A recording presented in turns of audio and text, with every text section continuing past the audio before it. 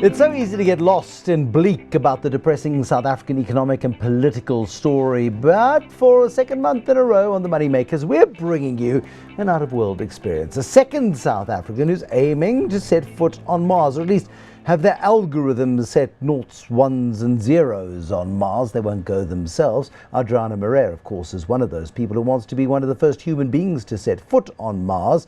I'm Bruce Whitfield, and tonight I'm joined by Ryan Beech. He is the man who helped get the Republic of Parkhurst off the Eskom grid.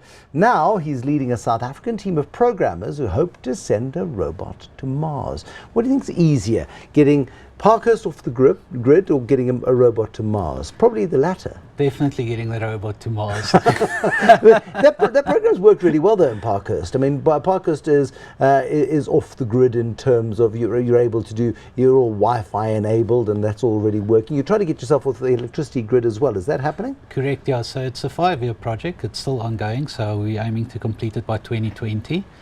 We've done the fiber optic internet at home. We're currently doing a smart grid based on the fiber network, and then we're also doing the energy grid. In your spare time, you're now trying to help NASA get a robot to Mars. Now, is the idea that this robot should get there before Adriana Moreira and build her a garden and build her a nice house to live in on Mars? What is the plan with the NASA robot? No, definitely robots are ideal for space travel because they're not emotional. They don't fight with each other in confined spaces. So there's a lot of benefits, for using robots in Mars, because it's dangerous. You don't want to send a human where they could potentially get killed easily.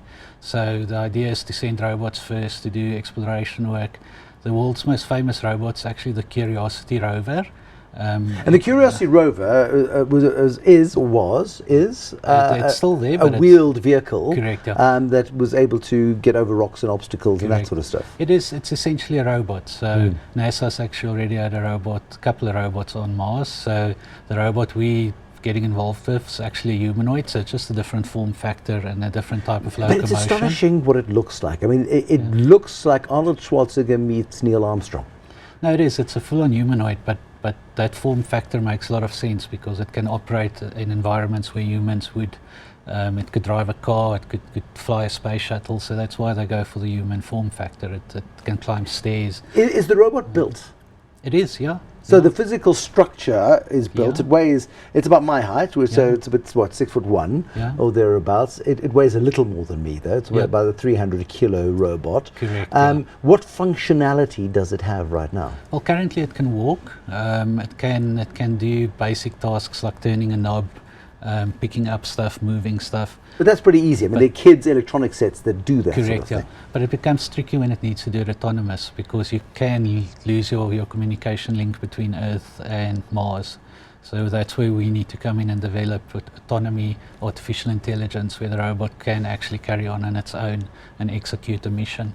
So, but you could pre-program a whole bunch of stuff into a robot and have it do that.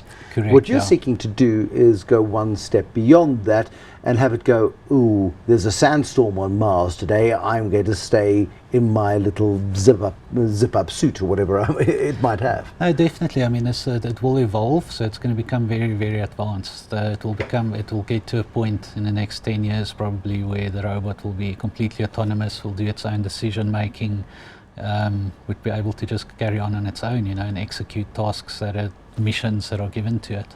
Now, what is your role then, sitting at the southern tip of Africa? The last time I looked at NASA, it's sitting in the United States. What interest do they have in whatever it is that you are able to provide? Are you part of a global competition? Are you being paid lots of money by NASA to develop the programming? Well, NASA recently they're actually outsourcing a lot of work. If you look at SpaceX, it's not just government agencies that do this type of work anymore.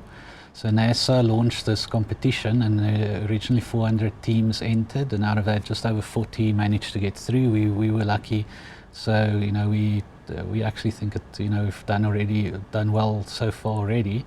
But I think that after this competition, there will be work that will get funneled through to our company. And what are you hoping? Because here you've got the science, you've got the tech on your side. We're in a connected world. There's no reason why you can't at least provide some of the analytics that are needed to move the robot's finger, blink its eye, or whatever else is required. No, definitely. The first phase of the competition is a virtual environment, so we can do it from anywhere in the world. We can sit on a beach and do it. And that's the beauty of technology today, especially IoT. We live in a connected world. You know, we can do a lot of engineering from the other side of the globe. IoT, Internet of Things. Correct, yeah. Right, okay, Yeah. just keeping up, just keeping up.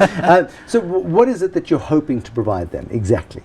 Well, we want to develop the software. As a company, we develop robots, so we do hardware and software and complete robotic solutions. So you have an existing robotics business Correct, that yeah. makes production line robots, the simple stuff of tightening the bolt and that sort Correct, of thing. yeah. We do industrial automation robotics, but we also do robots like the Mars Curiosity rover, crawlers that go in mines into dangerous situations or on oil rigs in pipes. So we focus on developing robotics that go into dangerous situations so that people don't.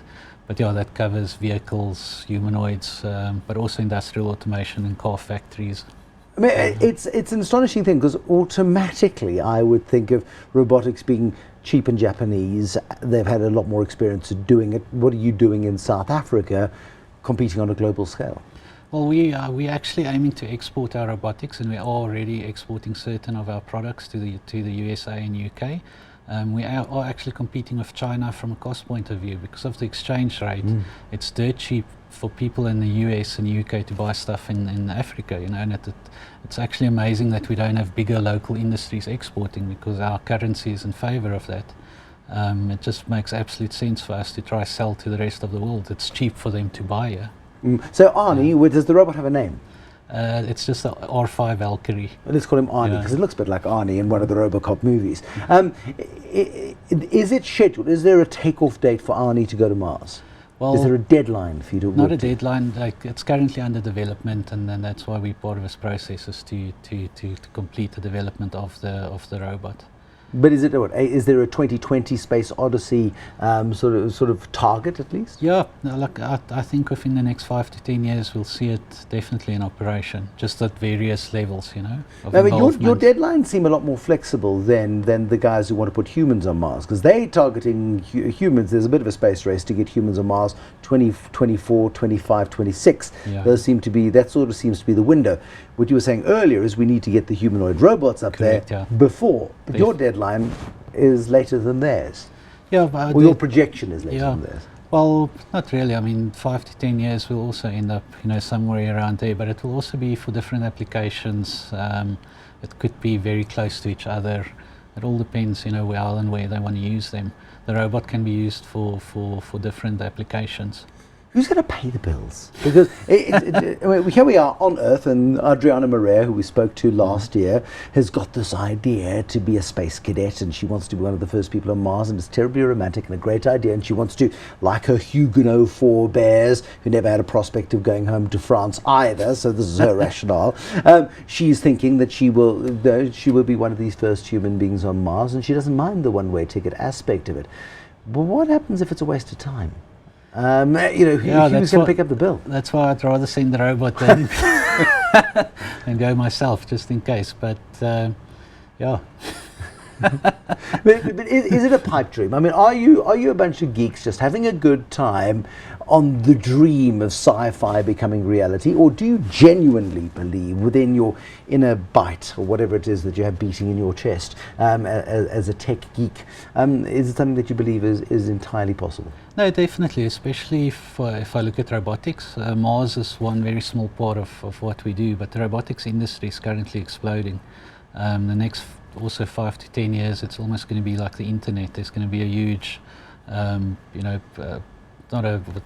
just the explosion, you know, of robotics. It's just becoming more and more accessible for industries and cheaper and cheaper. But what's extraordinary about the fact that you're doing this research for Mars is almost what happens accidentally along the way in terms of the applications that can be used for us here on Earth in our everyday lives. I don't know where the automatic switch off for the kettle came from, or the stuff that we take for granted today, microwaves and all of that sort of stuff, but all of that was part of research that had other goals in mind. No, definitely. DARPA held a competition last year for various teams who also designed and developed developed humanoid robots, and that was for search and rescue missions. So they're already seeing that technology being used in local applications. But you can see it in drone applications. You can see it in the sort of software that's being used, using drones for security, using drones in anti-poaching activity. That sort of technology is stuff that was unthinkable 5 years ago. Suddenly it's real. In the same way as what you're working on today may not have a Mars application for 20 years, but certainly may have an application here that we don't even appreciate yet. No, definitely. Even if you just look at the textile and clothing industry, last year in 2016, the UK and USA reshored 30% of those industries back to their homeland, because it's cheaper to build shoes and shirts with a robot than using Chinese labor. So we're already seeing a big shift just in that industry. And those robotic arms just being used for different applications, from cooking cookies to cutting cookies. And does what you're doing ever scare you? Just in terms of you're putting future generations out of work, potentially. I mean, it is the way of things, and it's going to happen this way. But you're intimately part of it, deliberately taking away the mundane, for now, the mundane tasks that nobody really wants to do anyway, but at least it gives somebody a job. Well, the first thing is the biggest threat to jobs is actually not robots, it's software, AI. It's the same thing. But platforms like Watson, it's already replacing lawyers, doctors. No, look, that's not a bad thing. I'm talking about real people with real work. But that's actually one of the reasons we started this company in South Africa, is because we know what's coming. It doesn't matter whether unions will kick against it. Automation is coming, because you won't be able to compete from a price point of view against international goods that get produced by robots by using local expensive labor. But so do the ethics of it, and I use ethics in the broadest possible sense, do the ethics of it ever keep you awake at night, in terms of we are participating in the destruction of the job? Well, we're actually trying to create jobs. I mean, our company, in the last 2 years, we created 25 new jobs just by designing, developing and building robots. And we're rapidly growing. So I mean, we're aiming to create another 100 jobs in the next year if everything goes well. And we're upskilling people, we're teaching them how to service robots, how to operate robots, how to install robots. So it's not just engineers, it's guys with limited skills. Are you finding enough talent in South Africa to build your business? It's very difficult, but we are a big drive for us is to actually teach people. So it's not, we don't expect to get people who know the industry. You know, we get people and we try upskill them and we try train them. For parents like myself who are looking at the future place of work for our kids, we panic. Because we go, what is it going to look like? I mean, the basis surely is code. Math, science, yep, absolutely. English is good, so you can communicate and have a bit of a soul. And then code has got to be amongst the top four. Yeah, definitely. Any technical field, definitely not law or lawyers are definitely on their way out. You know what? I was depressed for a bit, but you've upped my mood considerably. Ryan Beech, thank you very much. Leader of a South African team of robotic programmers. They've got astronomical expectations. They've got huge plans, and with a fair amount of endeavour, plan to take on the world of robotics and make a big contribution to what is the biggest space race of the 21st century so far. And that is the desire to get a better understanding of Mars and possibly to turn it into a habitable environment for human beings at some point in the future. There will be more Moneymakers, dream chasers and some crazies next time on the Moneymakers, but right now, thank you for watching. Bye-bye.